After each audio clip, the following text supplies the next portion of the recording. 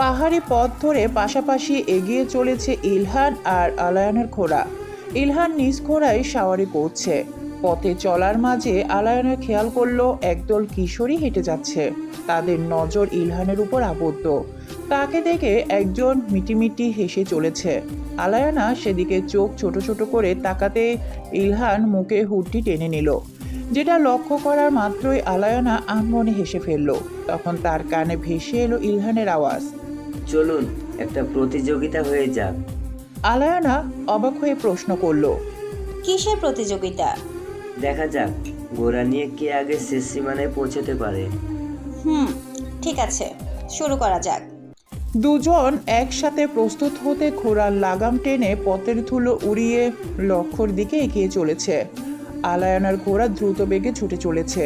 পেছনে ছুটে আসছে ইলহানের ঘোড়াও।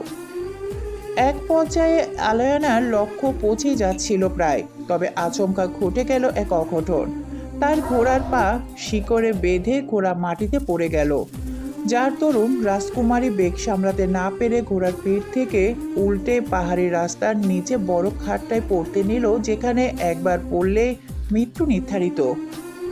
তবে নিচে পড়ার আগে আলায়ানা বিচক্ষণতার সাথে সেখানে থাকা একটা ডাল আঁকড়ে ধরে ঝুলে পড়ল, কিন্তু ডালটাও সে বেশিক্ষণ ধরে রাখতে পারল না। অতি চাপে সেটা ভেঙে যেতে আলায়ানা নিচে পড়ে নিলেই মুহূর্তে এক জোড়া পেশিবহুল শক্তপোক্ত হাত তাকে টেনে ধরল। আলায়ানার মুখ তুলে সেদিকে তাকাতেই দেখল ইলহান তার হাত টেনে ধরে রেখেছে। পরক্ষণে আবার খাদের নিচে গভীরতা দৃষ্টিপাত করে একটা ঠোক কিনল। ইলহান তখন তাকে এক টানে উপরে তুলে ফেলল। তাকে বেশি শক্তি প্রয়োগও করতে হয়নি আলায়ানাকে তুলতে। আলায়ানা কিছুটা অবাক হলেও কৃতজ্ঞতা প্রকাশ করে রাজকুমারকে ধন্যবাদ জানাতে বলল। আপনাকে ধন্যবাদ আমার জীবন রক্ষার জন্য।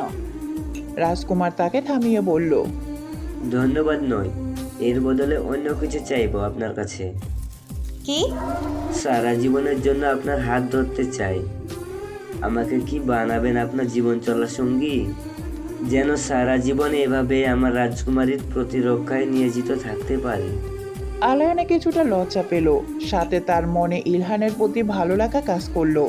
সে ইলহানের আবদারের উত্তরে বলল, এত রাজকুমারী থাকতে আমাকেই কেন বিয়ে করতে চান আপনি? মনের গহীনে আপনাকে স্থান দিয়ে ফেলেছি তাই। আমি কিভাবে মানব যে আপনি আমাকে সত্যিই ভালোবাসেন কিনা? আপনি তো কখনো আমার মুখই দেখেননি। এমনটা ভাবা আপনার ভুল, কারণ ভালোবাসা হয় অন্তর দিয়ে, মুখ দেখে নয়। বলুন, আপনি কি রাজি আমাকে বিয়ে করতে? আপনার পিতামাতাকে আমার প্রাসাদে আমন্ত্রণ করুন। আমি তাদের উপস্থিতিতেই আপনাকে নিজের জীবনসঙ্গী হিসাবে গ্রহণ করতে চাই। আলায়ানার কথা কাটাতে কুমার বলল, তারা আসতে পারবে না এই মুহূর্তে। তাদের হাতে রাজ্যের সমস্ত দায়ভার যেহেতু আমি এখানে। তবে আমি শীঘ্রই আপনাকে বিয়ে করতে চাই। বিয়ের পর না হয় তাদের সাথে দেখা করতে আপনাকে আমার রাজ্যে নিয়ে যাব। রাজকুমারী তার কথায় বিশ্বাস করে বলল। পুরো প্রাসাদ রাজকীয় সাজে সজ্জিত করা হয়েছে। চারিদিকে রাজকীয় আভিজাত্য বিরাজমান। প্রাসাদে আনাচে কানাচে ব্লাড রোজ দিয়ে সজ্জিত। মার্বেল সিঁড়ির ব্যানিস্টার এবং মেঝেতে বিলাসবহুল গাঢ় লাল রঙের গালিচা বিছিয়ে দেওয়া হয়েছে। প্রবেশপথে একটি বড় ঝাড়বাতি এবং দুই পাশে প্রতিসমভাবে সাজানো অন্যান্য আলোকসজ্জা আরও রাজকীয় আবহ সৃষ্টি করেছে। রেশম আর মখমলের তৈরি নকশা করা ভারী পর্দা চারিদিকে সৌন্দর্যকে আরও কয়েক গুণে বাড়িয়ে তুলেছে। আজ এখানে দূর দূরান্তের রাজা, রানী, রাজকুমার এবং রাজকুমারীরাও উপস্থিত। তাদের উপস্থিতিতে কিছুক্ষণ আগে রাজকুমার ইলহান এবং রাজকুমারী আলায়ানার জাঁকজমকপূর্ণভাবে বিবাহ সম্পূর্ণ হলো। সাথে রানী আতিয়া বেগম রাজকুমারী আলায়ানাকে রাজ্যের নতুন রানী এবং রাজকুমার ইলহানকে নতুন রাজা হিসাবে ঘোষণা করলেন। সেখানে উপস্থিত সকলেই তাদের দোয়া শুভকামনা এবং অভিনন্দন জানালো। ইলহান আর আলায়ানা তাদের সিংহাসনে আরোহণ করেছেন। তাদের দুজনের দিকে সকলে মুগ্ধ দৃষ্টিতে তাকিয়ে আছে। তাদের একসাথে খুবই মানিয়েছে নাকি, যদিও আলায়ানার মুখ এখনো নেকাবে আবৃত। আগত কয়েকজন রাজকুমারী ঈর্ষায়িত হয়েছে রাজকুমারী আলায়ানাকে দেখে। ইলহান খেয়াল করলো তাদের সিংহাসনের পাশে একগুচ্ছ ব্লাড রোজ সাজানো। সে হাত বাড়িয়ে একটা ফুল নিতেই শরীরে বিদ্যুতের মতো একটা ঝটকা অনুভব করলো। পরক্ষণে আলায়ানা তার হাতে হাত রাখতে আশ্চর্যজনকভাবে সেই শরীরে আরও বেশি শক্তি অনুভব করছিল। ইলহানের মনে তখন অনেকগুলো প্রশ্ন ঘুরপাক খাচ্ছিল, যে প্রশ্নের উত্তর হয়তো এই মুহূর্তে তার পিতাই তাকে দিতে পারবে। সব কিছুর মাঝে আজ তাদের বিবাহ এবং রাজ্য অভিষেক সুষ্ঠুভাবে সম্পূর্ণ হলো। আলায়ানা ইলহানের হাত ধরে নতুন জীবনে শুরু করলো। সকলের জন্য আজ রাজভোজের আয়োজন করা হয়েছে। সকলে ভোজ শেষ করে নিজ নিজ রাজ্যে ফেরার উদ্দেশ্যে রওনা হলো, কিন্তু ইলহানকে সেই সময় কোথাও দেখা গেল না। রাতে আলায়ানা নিজ কক্ষে ইলহানের জন্য অপেক্ষারত অবস্থায় বসে, কিন্তু বহু সময় অতিবাহিত হবার পরও ইলহান আসছে না। কিছুক্ষণের মধ্যে আলায়ানার চোখ লেগে গেল। হঠাৎ করে কাঁধে কারোর হাতের স্পর্শ পেতে তার ঘুম ভাঙল। চোখ মেলতেই সে দেখতে পেল ইলহানকে। ইলহান তার দিকে মিষ্টি হাসি নিয়ে তাকিয়ে আছে। তাকে এই প্রথমবার এভাবে হাসতে দেখে আলায়ানা মুখের হাসি নিয়ে উঠে দাঁড়ালো। ইলহান তখন বলল, আপনি এসব ভারী জামা কাপড়েই ঘুমিয়ে গিয়েছিলেন, এগুলো অন্তত বদলে নিতেন। আসলে আমি অর্ধেক কথাটা বলতে নিয়েও থেমে গেল। আলায়ানার নীরবতা দেখে ইলহান বলল, আমার জন্য অপেক্ষা করছিলেন? উত্তরে আলায়ানা মাথা নিচু করে রইল। ইলহান তখন আলায়ানার মুখের হাত রেখে নেকাব খুলতেই প্রথমবারের মতো তার চেহারা দেখল। আলায়ানার টানা টানা চোখ, সরু নাক, প্রশস্ত গোলাপি ঠোঁট সব মিলিয়ে যেন এক অপরূপ সৌন্দর্য তৈরি করেছে। ইলহানের চোখে দেখা সবচেয়ে সুন্দর নারী আলায়ানা। পরপর তার মাথায় থাকা শুভ্র রঙের আস্তরণটা সরানোর সাথে সাথে তার গাঢ় বাদামি রঙের কোমর সম মসৃণ চুলগুলো তরতর করে খুলে ছড়িয়ে গেল পিঠে। ইলহান ঠোঁট নাড়িয়ে আওড়ালো, অপরূপ। এতে আলায়ানা লজ্জা পেয়ে মাথা নুয়ে ফেলল। ইলহান আবারও কিছু বলতে মুখ খুলল। আপনি? ইলহান পুরো কথা শেষ করার আগে আলায়ানা তার আঙ্গুল ইলহানের ঠোঁটে রেখে বলল, আজ থেকে আপনি নয়, তুমি তুমি আমায় তুমি করে বলবে। তোমাকে প্রথমবার দেখে আমিও তোমার প্রেমে পড়ে গিয়েছিলাম রাজকুমার ইলহান, যদিও সেটা তখন বুঝতে দেয়নি তোমাকে। আমার দেখা সবচেয়ে সেরা রাজকুমার তুমি, যেমনটা আমি মনে মনে কল্পনা করতাম। আমি তখনই ঠিক করেছিলাম বিয়ে করলে একমাত্র তোমাকেই করব। ইলহান ঠোঁটের কোণে হাসি রেখে আলায়ানার এক হাত তার হাতে নিয়ে আলতো করে একটা চুমু খেয়ে বলল, আর তুমি তো আগে থেকে আমার মনের গহীনে রয়েছো। হঠাৎ ইলহান অনুভব করলো তাকে তার পিতা স্মরণ করছে।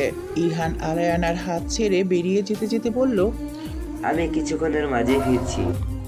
আলায়ানা কিছু বলার আগে ইলহান চোখের আড়ালে চলে গেল। আলায়ানা আশ্চর্য হয়ে সেখানেই দাঁড়িয়ে রইল। মাঝরাতে একটা খারাপ স্বপ্নে ঘুম ভাঙল আলায়ানার। চোখ খুলতে কক্ষে চোখ বুলিয়ে সে দেখল এখনো ইলহান ফেরেনি। এবার তার সন্দেহ হতে লাগলো। সে দরজা খুলে বেরিয়ে প্রাসাদের সব জায়গায় ঘুরে ফিরে ইলহানকে খুঁজতে শুরু করলো, কিন্তু কোথাও পেল না। ইতিমধ্যে সে প্রাসাদের উপরতলা খোলা বারান্দায় দাঁড়িয়ে। নিঝুম স্তব্ধ এই রাতে হঠাৎ তার কানে কিছু আওয়াজ ভেসে এলো। সে বাহিরে তাকাতেই দেখলো বাগানের কোণায় একটা গাছের আড়ালে ইলহানের অপয় দেখা যাচ্ছে। সেদিকে অনুসরণ করে আলায়ানা বাগানের দিকে এগোলো।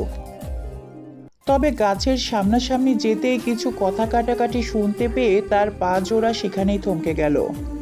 ইলহান গাছের আড়ালে কারোর সাথে কথা বলছে। তার গলার স্বর স্বাভাবিকের তুলনায় আরো গম্ভীর। সে গম্ভীরতা নিয়েই সে কাউকে বলছে, আমি তোমাকে আগে জানাতে পারতাম না, জানালে তুমি মানতে না। ইলহানের কথার সেই বিপরীত ব্যক্তিটি উত্তরে রাগান্বিত স্বরে বলল, তুমি কোন সাহসে এমন পদক্ষেপ নিলে? ড্যাড, বোঝার চেষ্টা করো। নিজের শত্রুকে হাতের কবলে আনতে, তাকে চোখের সামনে রাখতে এই বিয়ে ছিল একমাত্র উপায়।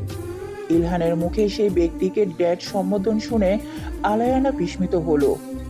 তাকে আরো বিস্মিত করতে ইলহান বলল, আজ আমি উপলব্ধি করেছি ব্লাড রোজ অন্যান্য ব্যাম্পায়ারদের দুর্বলতা হলেও আমার শক্তির বৃদ্ধির উৎস।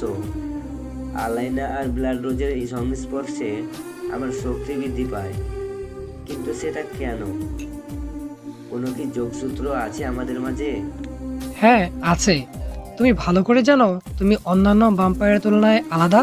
তুমি পুরোপুরি ভাম্পায়ার নও। তোমার শরীরে ভাম্পায়ারের সাথে সাথে মানুষের রক্ত প্রবাহিত হচ্ছে। আর যদি বলি তোমার শক্তি বৃদ্ধির কথা, তবে হয়তো রাজকুমারীর সাথে তোমার বিবাহের কারণ হচ্ছে এমনটা, যেটা আগে আমরা জানতাম না। তাহলে তোমার রাগান্বিত হওয়ার কারণ কি এখানে? ঠিক আছে, তবে যা করবে বুঝে শুনে করো। তবে আয়দান আর থ্যাডিউসের কানে যেন এই কথা না যায়, তাহলে ওরা সুযোগের সদ্ব্যবহার করে আমাদের প্ররোচনায় পুরো রাজ্যের ভাম্পায়ারদের আমাদের প্রতি উস্কে দিবে। কথাটা বলেই রাজা ন্যাথানিয়াল হাওয়ার গতিতে উড়ে চলে গেল। শুনল না ইলহানের বলা শেষ কথা। আমি এদের কারো ধার ধারি না। ন্যাথানিয়াল প্রস্থান করতেই ইলহান ঘুরে সামনে তাকিয়ে দেখল আলায়ানা থ মেরে সেখানে দাঁড়িয়ে আছে। চোখে মুখে ক্রোধ নিয়ে সে বলল, তাহলে তুই সে রক্তচোষা ভ্যাম্পিয়ার যে আমার প্রজাদের ক্ষতির জন্য এসেছিলি? আলায়ানাকে এখানে এভাবে দাঁড়িয়ে থাকতে দেখে ইলহানের চোখে মুখে কোনো প্রতিক্রিয়া দেখা গেল না। সে স্বাভাবিকভাবেই বলল, কি ব্যাপার, তুমি এখানে? কেন? আমাকে দেখে কি ভয় পেয়ে গিয়েছিস, নাকি আমি সব জেনে গেছি বিদায়? কি মনে হয় তোমাকে দেখে আমি ভয় পাবো? তোমার রক্তের গন্ধ নাকে লাগতেই তোমার উপস্থিতির সম্পর্কে আমি অবগত। আলায়ানা ইলহানের দিকে তার আঙ্গুল তুলে বলল। খবরদার, আমাকে ভুলেও তুমি বলে রাখবে না। ইলহান বাঁকা হেসে বলল, কেন? কিছুক্ষণ আগেই তো বললে তুমি করে বলতে। আলায়ানা ক্রোধে ফেটে চিৎকার করে বলল, তোর সাহস কি করে হলো আমাকে ছলনা করে বিয়ে করার? ইলহান ভয়ানক অট্টহাসিতে ফেটে পড়ে বলল, তোর কি মনে হয় আমি তোকে ভালোবেসে বিয়ে করেছি? সেটা ভেবে থাকলে একদম ভুল। নিশ্চয় আমার কোনো স্বার্থ আছে বলেই করেছি। ভ্যাম্পায়াররা কখনো কাউকে ভালোবাসতে জানে না। কথার মাঝে তার ঠোঁটের দুপাশে ধারালো দুটো দাঁত বেরিয়ে এলো। ধীরে ধীরে ইলহান তার আসল রূপে ফিরে আসতে শুরু করলো, যেটা দেখে আলায়ানা আতঙ্কে তার চোখ দুটো বড় বড় করে ফেললো। হ্যালো বন্ধুরা, তোমাদের সাপোর্ট আমাদের আরও নতুন নতুন কাজ করার অনুপ্রেরণা যোগায়। তোমরা অবশ্যই কমেন্ট করে আমাকে জানাবে ভিডিওটি কেমন হয়েছে আর তোমরা কী ধরনের গল্প চাও। পরবর্তী পার্ট শোনার জন্য সবাইকে আমন্ত্রণ। ধন্যবাদ সবাইকে। আল্লাহ হাফেজ।